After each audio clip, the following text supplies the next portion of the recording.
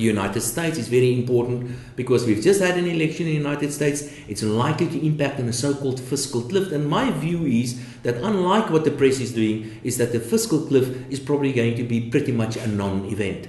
I think the Republicans is in a position today where they will try to accommodate the Democrats more than what would have been the case if the results were the other way around. And I think the US economy is probably going to surprise on the upside for the next year or so. But that's the short-term view. Over the longer term, clearly what is happening is the United States is certainly heading in a very difficult direction, simply because their debt levels are very high and increasing. After the fiscal cliff, the end of this year, the markets are likely to concentrate in Europe again. And the question is going to be asked again, will the euro survive? That's a question that no economist can really answer, but we try our best. I think chances are that the Greeks will somehow be accommodated. I think chances are quite good that the Spanish will eventually be forced to ask for a bailout, like many other, like the Greeks, for example. And I think chances are that the euro is going to stay intact, because the alternative can be quite devastating to the world financial markets. But it doesn't mean that European economies are going to grow. In fact, chances are quite good that the European economies as a group will probably report economic growth of around about zero, maybe even a recession for next year.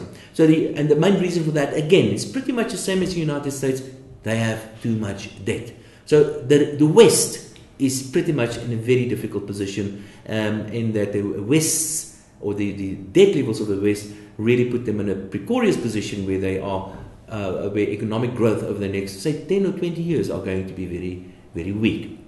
That, however, is only part of the story. For South Africa, that is very important, because the West remains our most important trading partners, but we are part of the rest. And that's where the good news story is. Looking, for example, at the Chinese, there are 1.5 billion Chinese. They're going to start eating chicken. They're going to buy microwave ovens. They're going to become consumers. They're pretty much the same for the Indians. There are 1 billion Indians. They're going to start eating protein more. They're going to become consumers as well. For South America, for Africa, there are 1 billion people of Africa. They are becoming consumers. And the best news is they do not have debt.